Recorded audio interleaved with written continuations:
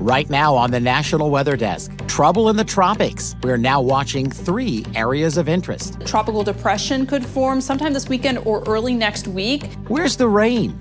October was one of the driest months in U.S. history.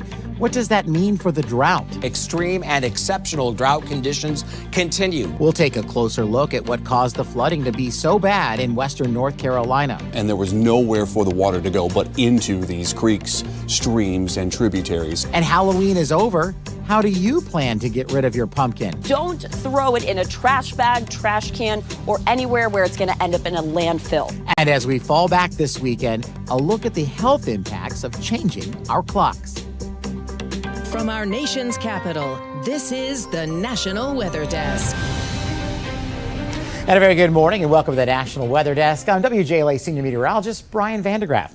Well, as we enter the last month of hurricane season, the National Hurricane Center is now tracking 3 areas of interest in the Atlantic, and one in particular is worth paying close attention. Meteorologist Jennifer Collins is tracking the tropics for us here this morning. We have 3 areas we're monitoring in the Atlantic. One could show subtropical characteristics here in the northern Atlantic. That's moving away from the United States. Another one is a tropical wave producing some heavy rainfall across parts of the greater Antilles. Low chance of tropical formation with that one. This is the one we will keep a close eye on over the next few days, as we are expecting maybe some sort of development to occur by this weekend. A tropical depression could form sometime this weekend or early next week. And general movement of the system will gradually work its way north, where it could enter the Gulf of Mexico. And in Spain, at least 205 people have now died following flash flooding in the Valencia region. Dozens are still missing, so that number could rise even higher. It all happened after a year's worth of rainfall fell in just 8 hours on Wednesday, and more rain is falling today. Survivors are trying to clear mud and debris from their homes, while others search for missing relatives, friends, and neighbors. Severe weather roared through portions of the plains late Wednesday, spawning several tornadoes. One was here in northeast Oklahoma in Ottawa County. The twister caused significant damage, shredding many roofs along its path. Preliminary information from the National Weather Service says maximum sustained winds were estimated between 95 and 105 miles per hour. In neighboring Arkansas, a confirmed tornado touched down in the town of Prairie Grove on yesterday morning. Wind speeds were estimated about 100 to about 110 miles per hour. That twister damaged roofs and vehicles as well as toppled trees. I wasn't expecting this much when I got up. I knew there was a lot of wind, but I didn't expect the roofs to be gone. Luckily, just one minor injury was reported. In the Northern Plains, Halloween was marked by snow. This is Minneapolis, where up to 4 inches fell throughout the day. It was the first snow of the season in the Twin Cities, which is pretty close to the average date. Back in 1991, a Halloween blizzard dumped 2 to 3 feet across that region. Well, October is now over, and here at the National Weather Desk, we say good riddance. The month was one of the driest months ever recorded in United States history.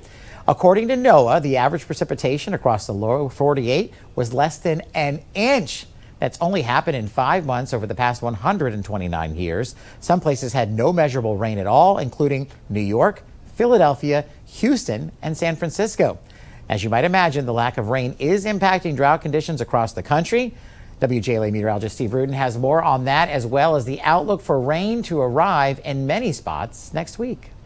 Drought monitor map is in, and it's updated for the mid-Atlantic and, for that matter, the rest of the country. D.C. metro area under a moderate drought, but you head off toward West Virginia and then into Ohio. Extreme and exceptional drought conditions continue. West Texas over toward El Paso, also looking at extreme to exceptional drought conditions. And then a little bit farther off to the north into North Dakota, South Dakota, Wyoming, and Montana, all looking at drought conditions right now. Here's the latest for you on our rainfall outlook. Moving into the month of November, could be a little bit higher over New Mexico and over into southern Colorado and Texas, and then over toward the mid-Atlantic. It's expected to stay dry. D.C., New York, up to Boston. But temperatures, my goodness, they are going to remain well above normal moving into the month of November. Up and down the East Coast, D.C. metro area up to New York City, even into Detroit, Chicago, and Indianapolis. Head farther to the south and west, Southern California, Arizona, and New Mexico, all looking at below normal temperatures moving into the first part of November. I'm meteorologist Steve Rudin in Washington, D.C. It's now been more than 5 weeks since Hurricane Helene brought record flooding to western North Carolina. As communities continue the long process of cleaning up, Jennifer Emmert shows us why the area was so greatly impacted by the floods. The Swannanoa River ripped apart everything in its path, cresting over 27 feet according to U.S. Geological Survey data. Rainfall totals were the highest just to the north, where the National Weather Service confirmed 30 inches for Mount Mitchell and 2 feet or more for the Black Mountains between September 25th and the 27th. It was like having 2 hurricanes 3 days apart. All that water had to go somewhere. It just became all runoff, and there was nowhere for the water to go but into these creeks, streams, and tributaries. So they filled up rapidly, causing major flooding, and then catastrophic flooding became the reality for so many. According to the National Oceanic and Atmospheric Administration, there are no hydrological benchmarks in those areas or stream gauges to have alerted to the danger. As streams and creeks rose, so did the North Fork Reservoir at least 18 feet, mechanically activating the main and auxiliary spillways, likely washing out the water transmission lines and adding to the runoff in the North Fork Swannanoa River. It's a domino effect. Once you start moving water downhill, the speed of the water will pick up. That's going to happen whether you want it to or not. It's going to start to become more forceful as it moves faster and push more down. It's going to bring more trees down. It's going to bring debris into the water. The more objects that were in the water, it created faster currents in between those objects. The National Weather Service points out this is a new event of record, meaning flood maps could be redrawn. The impact that could have on homeowners and businesses going forward remains unknown. Chimney Rock, North Carolina is one of those communities that was having a very long road to recovery. Right now, volunteers are helping downtown store owners dig out from the mud. Kimberly King has that story. Department of Transportation crews have been in Chimney Rock for days. This track hoe behind me is working with multiple vehicles to clear a path. What they're trying to do is build a 2-lane gravel road to have access into Chimney Rock. Behind me, though, remains the devastation for this community as numerous volunteers come in here to help. These are the teams of volunteers moving out the dirt. Christian nonprofit Spokes for Hope, based in Myrtle Beach, is recruiting helpers who drive on their own dime to Main Street. Work continues digging out the thick mud from restaurants and merchants. And here we are now doing finishing, sweeping, shoveling, that light stuff to prepare for pressure washing the insides of the buildings. Shop owner Vinny Sotili said volunteers ripped out all the ruined sheetrock and flooring from his store under the rock. He's determined to come back. Chimney Rock, with its famous climb to the top, of course, still stands and serves as an inspiration to volunteers who say they love this village. By standing here in the riverbed of the Broad River, you can see the scope of the power of the water that basically eroded this entire area. DOT crews will be here for the foreseeable future. They do not have a timeline on when they'll have this road finished. We have encouraging news today about our atmosphere. NOAA says that hole that opened each year in the ozone layer over Earth's southern pole was relatively small this year compared to other years. NOAA said the improvement is due to declines in ozone-depleting chemicals. The scientists also say the ozone layer could fully recover by 2066. Now let's check the weekend weather in the hometowns of the presidential and vice presidential candidates. We start off here this morning in New York City, where former President Trump was born. The weekend also happens to be the 53rd New York City Marathon, and the weather for Sunday's race will start in the 40s, rising to a high of about 60 degrees. Next, we head west to Oakland, California, where Vice President Harris was born. The weekend is looking great with highs in the upper 60s tomorrow and 70s by Sunday. Senator J.D. Vance was born in Middletown, Ohio, about 20 miles southwest of Dayton, and tomorrow is looking good in Middletown, but there could be rain on Sunday with a high near 72. And sadly, since we have no cameras in Nebraska this morning, where Governor Tim Walz was born, we turned to Minneapolis, where he lived since 1996, and the weather is looking pretty good for the first weekend in November. Partly cloudy skies both days, with temperatures peaking near the upper 50s on Sunday. Coming up on the National Weather Desk, why throwing out your pumpkin in the trash could hurt the environment, and the health impacts of changing our clocks twice a year.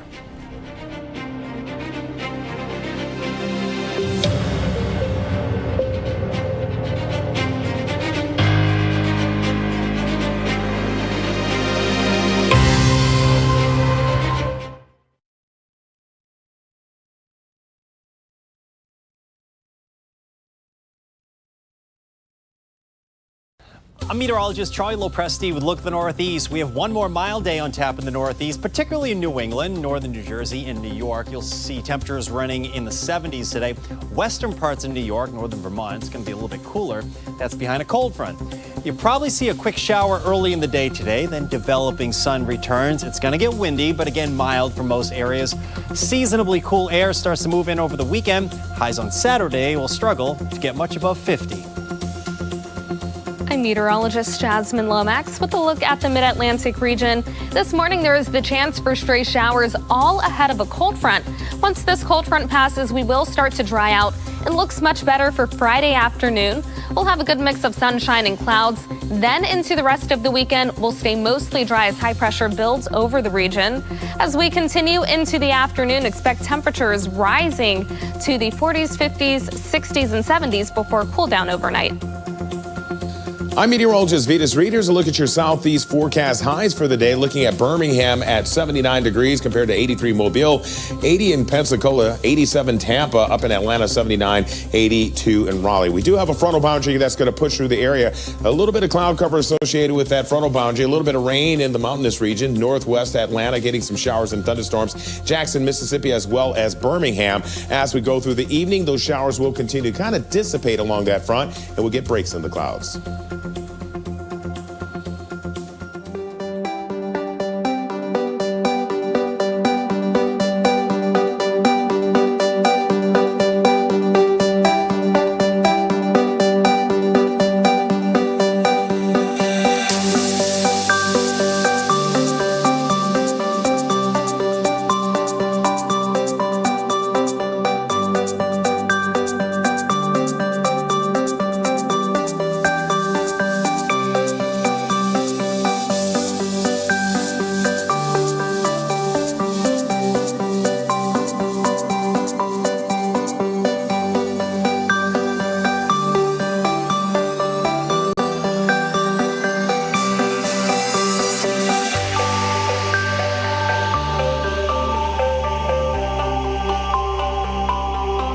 Weather Window, presented by the National Weather Desk. Some folks in Oklahoma woke up to a sundog treat Thursday morning. Sundogs form when light refracts through ice crystals. They're located 22 degrees to the right or left of the sun, sometimes both sides. This photographer, a couple of years shy of 70, says spotting this was a first.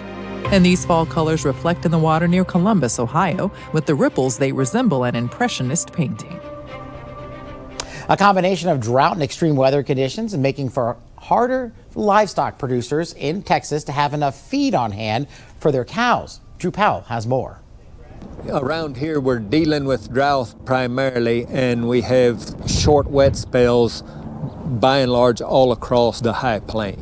We live in a continental climate. No, we do not have a coastal climate here on the Texas High Plains. Moving animals across a landscape is a practice that has been going on for more than a century. However, it's becoming more challenging for livestock producers as the weather changes over the years. What the challenges of the long periods of dry that we're having that seem to be becoming more prevalent, we were having to learn how to manage the quality and quantity of the feed we have available and match the stocking rate of these animals so that we don't have to purchase too much outside feed. What we've got to try to do most of the time is meter out the quality forage and encourage the animals to mix that with some of the stuff of a little lesser quality. Playa lakes are a primary source of recharge, providing clean water for future generations to enjoy. We're definitely seeing longer periods of drought and more frequent periods of drought, but we're also seeing more intense rain events, so shorter, more intense but less frequent rain events. So that's going to adjust how you do your grazing plan on your grasslands and in your playas. We still work within the paradigms of living within society and producing animals so people have their steaks and everything else, so we have good nutrition. It's that time of year where we remind you don't veer for deer. It's rutting season when deer are searching for a mate, and they are most active from dusk until dawn. And unfortunately, that means a dramatic increase in deer car collisions. Nick Outoff has more from South Bend, Indiana. As daylight becomes shorter, drivers need to be on the lookout mainly from dusk to dawn due to deer population on the move. In 2022, 64% of deer-related vehicle accidents in the state of Indiana took place on state or county roads. The months of October, November, and December, the leading months for deer activity. Indiana DNR says the reason is due to mating season. Typically, this time of year is when our deer vehicle collisions go up, and it's primarily due to male deer, because the male deer are out roaming around the land looking for female deer to breed with. Indiana State Police say if you do hit a deer while driving, you should safely move your vehicle out of the roadway. Do not go near the deer and file a crash report. Indiana State Police Sergeant Ted Bonner says the main thing to remember is to not swerve. And when it comes to evasive maneuvers, the worst thing you can do is swerve. That's when we have absolutely bad crashes and bad things happen. Brake in a straight line if it's safe to do so. If there's somebody directly behind you, that's not a safe time. That's when, unfortunately, the better thing probably is just to hit the deer and deal with the consequences. From an insurance standpoint, Gary Begonia, South Bend State Farm agent, says the 3 most important steps are to contact your insurance and make a claim, use one of the preferred repair shops recommended by your insurance agency, and your comprehensive deductible bill will vary from $0 to $1,000 depending on your current insurance. And Halloween is over, so what happens now with all those decorations? Well, meteorologist Violet Skybauer explains how to get rid of your pumpkins and prevent them from polluting the environment. Many of you may have pumpkins on your porch, but did you know that pumpkins produce pollution? An average large pumpkin that you'll get from a pumpkin patch weighs about 10 to 15 pounds. How much pollution does this produce? Well, let's say you have about 10 pumpkins at your house. An average household probably has about 3 to 5, but 10 pumpkins, which is about 100 pounds, produces 8 pounds of methane, which is a greenhouse gas pollutant.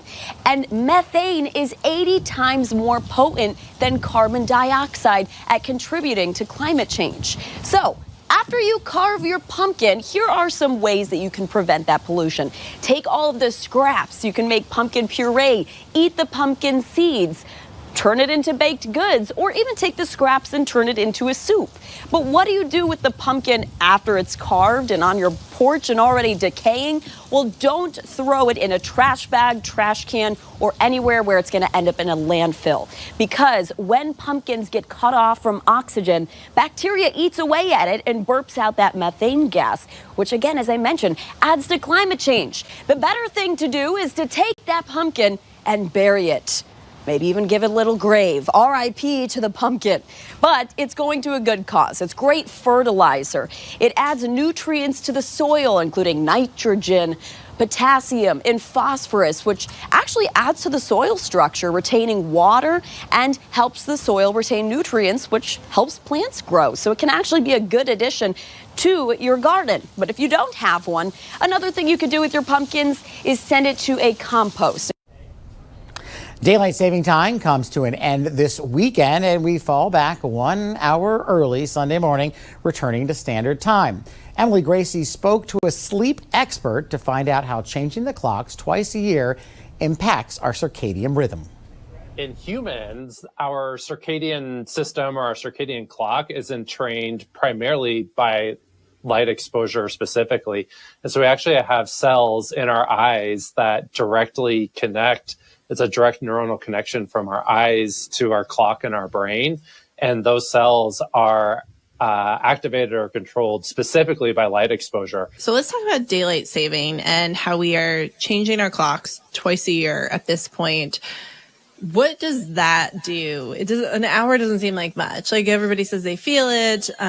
Some people less so. But what is that actually doing to our health to change the clock twice a year? It's actually doing quite a lot to our circadian clock. And, you know, there's definitely some pretty strong evidence at the anecdotal level. People notice it. And especially like when you spring forward in the spring, so you lose that hour of sleep, nobody likes that. And everybody complains about it. It's like anecdotally, you can feel that you're missing that hour of sleep. And then when we look at sort of the population level, we know that during that spring forward time frame, during that week when that happens, after that time change, on the highways, there's more accidents and there's more severe accidents that result in people dying.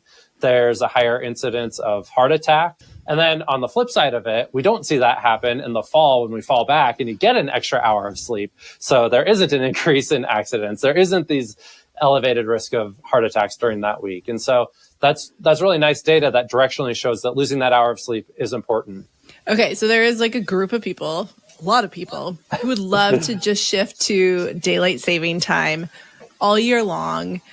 What is your opinion on that? So I'm definitely of the opposite opinion, where probably the optimal would be, if we're going to adopt one time, it's going to be standard time. And before a short break, we soar over Lake City, Michigan. Beautiful foliage there as well.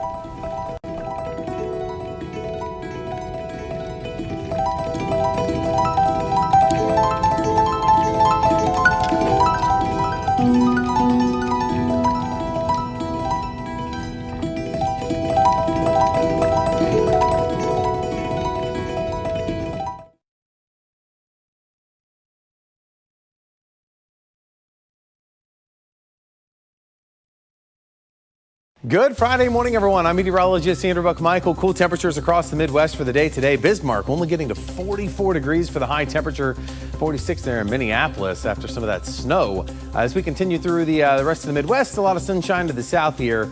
Temperatures in the 50s and 60s for a lot of the Midwest for today and even into the day tomorrow. But rain starting to move into the plains. That continues to head towards the Great Lakes through Sunday. Well, good Friday morning to you. I'm meteorologist Chris Suchan. Look at our forecast today across the region, getting the month of November started. Could have a shower thunderstorm along the Gulf Coast where it's tropically humid. Otherwise, through the day, mostly to partly sunny skies. Any kind of a rain chance near the Gulf Coast. Friday night, could see a strong thunderstorm or two in the Texas Panhandle. There you see a cluster of them developing into Saturday morning. Through the day on Saturday, chance of scattered storms with some wind gusts and some hail. Highs 60s, 70s. Otherwise, humid towards the Gulf Coast, 70s and 80s for highs. Well, hi there, everybody, and a good Friday morning to you. I'm meteorologist Shannon O'Donnell. Here comes the month of November, and it's finally starting to cool down across the country, especially over the northern plains. 41 will be at around Jackson Hole today, and we've got stormy skies kicking off the new month in Puget Sound and back into Portland, too. This is why, look at this big weather maker. Deep area of low pressure going to hang out along the Oregon coastline today, bringing some heavy snow eventually to the northern Rockies. And that's the scene from here.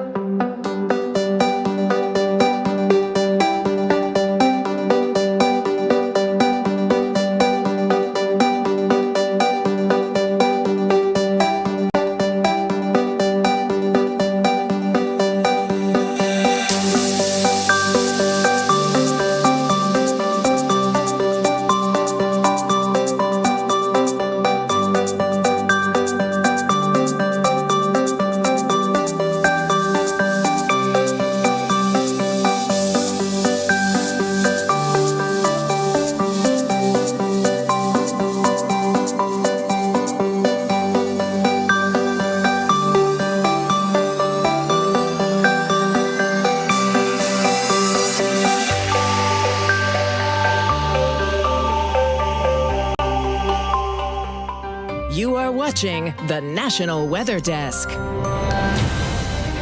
It's Friday, which means it's time for our weekly football forecast. Here's meteorologist Katie Morgan.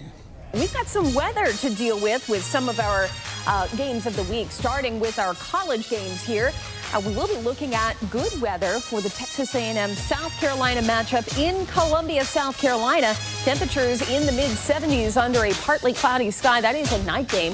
Not too bad for the Ohio State-Penn State game. That'll be a great matchup. Temperatures are looking good. Weather is perfect in State College. We'll be dodging some showers, though, for the Pitt SMU game. That'll be in University Park, Texas. Scattered rain around with temperatures hovering right around 70 degrees, and that is a night game as well. To Sunday we go, also dealing with some rain in Green Bay.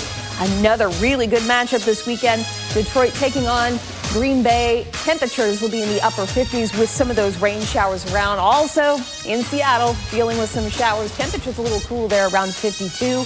And great looking weather for the Commanders in town, taking on the Giants. Temperatures in the upper 50s with partly cloudy skies. Hope everyone is having a great start to your Friday and have an excellent weekend. I'm meteorologist Katie Morgan.